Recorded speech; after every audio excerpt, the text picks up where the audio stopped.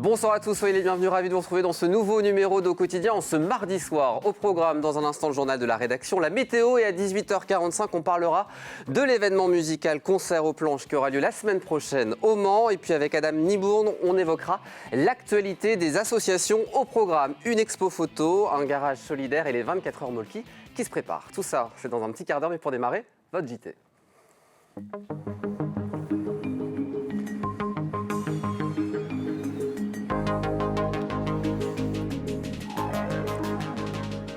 Un JT présenté ce soir par l'excellente Laure Girard. Bonsoir Laure. Bonsoir Aurélien, bonsoir à tous. Au sommaire de cette édition, de la politique et des tensions. Oui, des tensions à gauche au sein du conseil municipal du Mans suite aux élections, vous le verrez. L'office de tourisme de la Vallée du Loir signe un partenariat avec le champion des rillettes locales afin de mettre en valeur notre patrimoine gastronomique. Et puis, après les rillettes, le vin, nous ferons le point sur les attentes autour du millésime 2021 en Coteaux du Loir et en Janière, à consommer avec modération.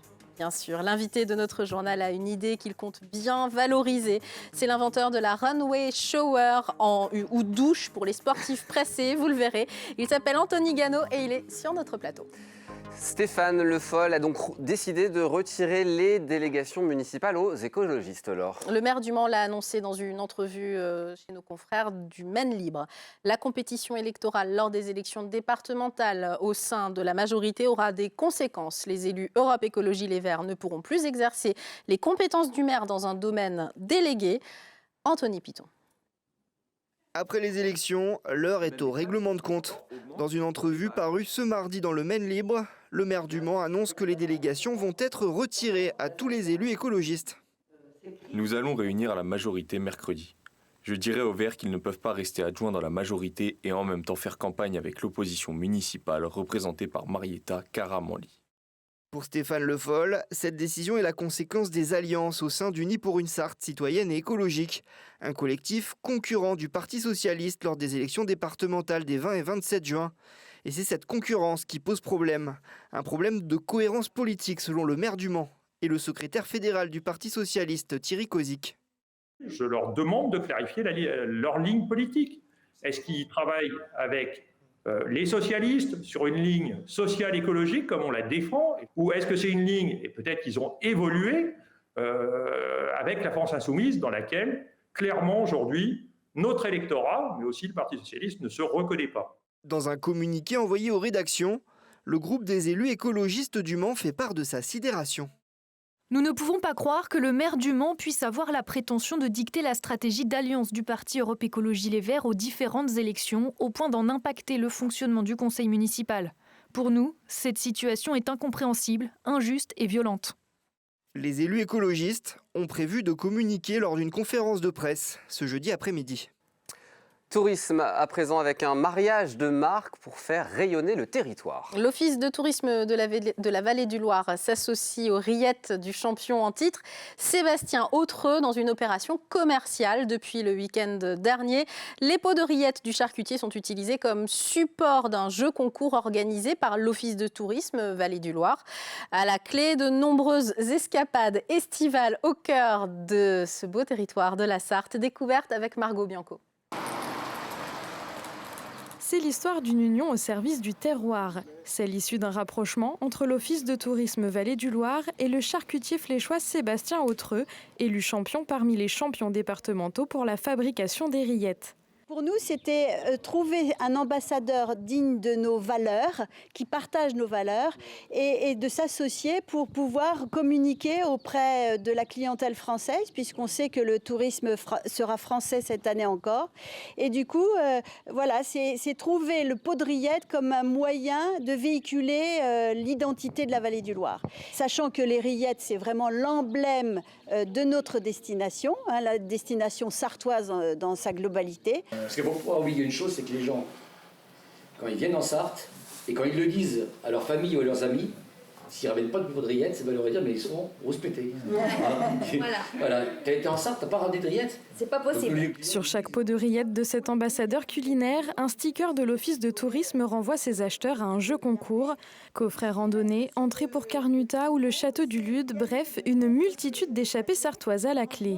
Pour nous, ça représente une grande satisfaction, hein, et puis d'être reconnu même par les responsables de la vallée du Loir, qui en fin de compte veulent promouvoir leur région à travers aussi nos rillettes, et nous on promouvoit aussi nos rillettes à travers la région. C'est parce que M. Autreux est champion des champions. Alors on peut dire que ce sont les meilleures rillettes du monde. En tout cas, nous, on est convaincus. Bonne dégustation à tous, et je vous invite tous à venir déguster nos rillettes à la Flèche. Jusqu'à la fin de l'année 2021, ce mariage entre le champion sartois de rillettes et l'Office de tourisme repose sur un objectif commun, faire rayonner le patrimoine sartois aux yeux de ses clients visiteurs.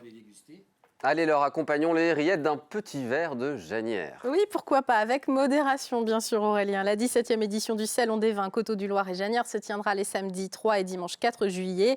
L'événement se tient habituellement en mai, mais en raison de la crise sanitaire, il a dû être reporté. Pendant 2 jours, 19 viticulteurs et vignerons seront présents à l'abbaye royale de l'Épau pour faire découvrir le millésime 2020 aux Sartois. Une année dite exceptionnelle avec des vendanges très précoces, mais malgré tout, des rendements assez faibles selon les professionnels. L'occasion aussi pour nous de se demander comment ils appréhendent les vendanges 2021, marquées par un hiver doux et de fortes gelées. Beaucoup ont déjà perdu une partie de leur future récolte. Hélène Galliana. L'année 2021 marquera les viticulteurs par son hiver doux et ses fortes gelées en avril dernier.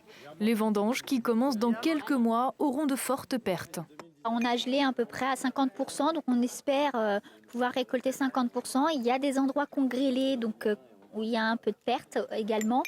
Donc voilà, on espère ne pas perdre plus que ce que l'on a actuellement. Les vendanges 2021 vont être particulièrement compliquées. Si ça continue comme ça, nous attendons avec impatience un été plutôt sec qui va apaiser les choses. Mais effectivement, pour le moment... le gel nous a déjà amputé d'une partie de notre récolte. Les pluies nous annoncent malheureusement des maladies.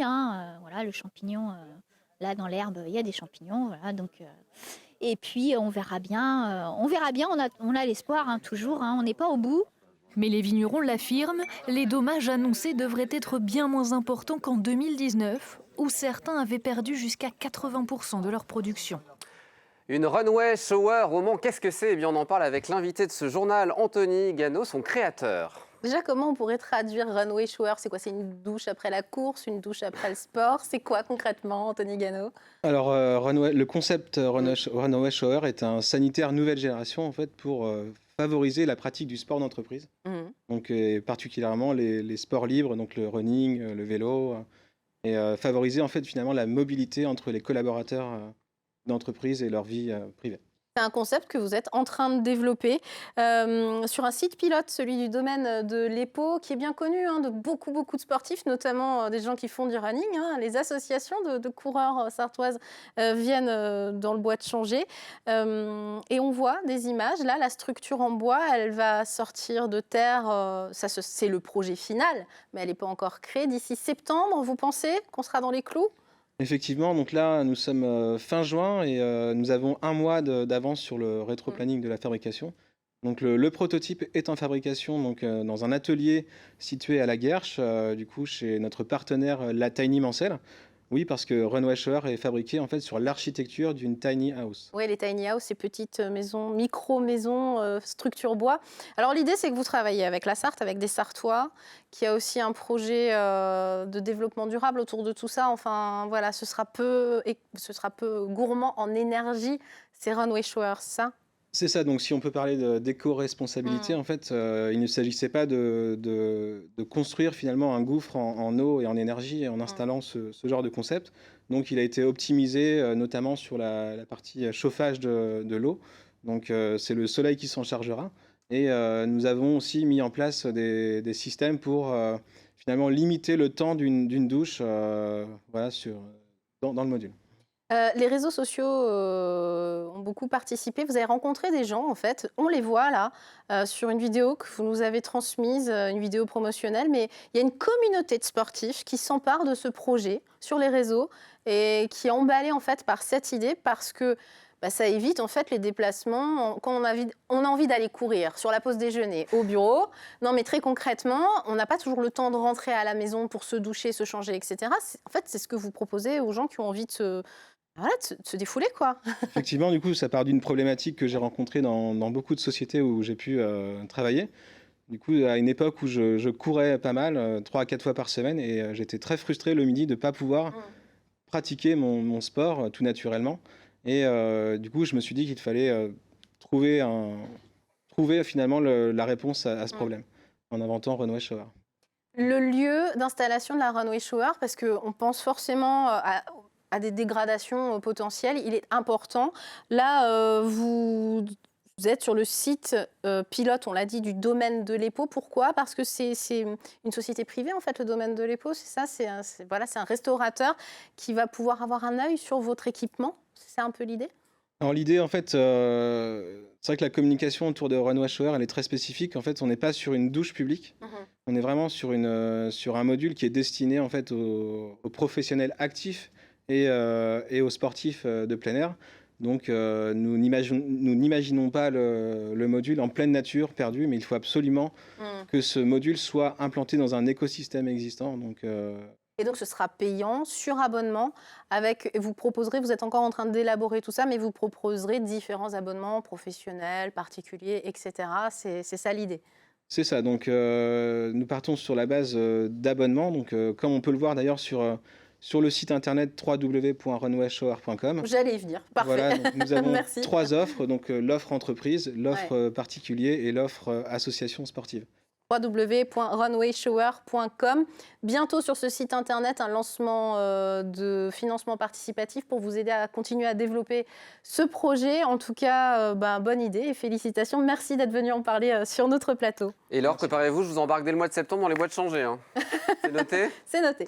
Appel à candidature à présent. L'ACO a besoin d'intérimaires pour nettoyer et entretenir le circuit pendant les 24 heures. L'agence d'intérim à Ballonne recrute 150 personnes pour le week-end de course, mais aussi la semaine d'avant et d'après la course. Déposez vos CV à partir du 6 juillet à l'agence à Ballonne 2 rue de Bellevue au Mans. Enfin, un appel à la modération concernant votre usage de l'eau. Oui, alors si vous êtes dans le bassin versant de l'Argance, dans le Sud-Sarthe, Vallée du Loir, on en parlait tout à l'heure, le préfet annonce des mesures de restriction dans ce bassin qu'il place en alerte sécheresse. Ces mesures concernent l'ensemble des usagers, agriculteurs, collectivités. Il est donc demandé à chacun de réduire autant que possible sa consommation d'eau. Il est interdit de laver sa voiture, d'arroser sa pelouse entre 20h et 8h du matin. Alors, ça concerne les communes suivantes: Bazouges, Cré-sur-Loire, Le Bailleul, La Chapelle d'Aligné, Vilaine sous Malicorne et Cromières. Par ailleurs, le seuil de vigilance est atteint sur le bassin versant Vège, Taude, Herve. Alors, ces cours d'eau se situent au nord-ouest de Sablé-sur-Sarthe, Aurélien.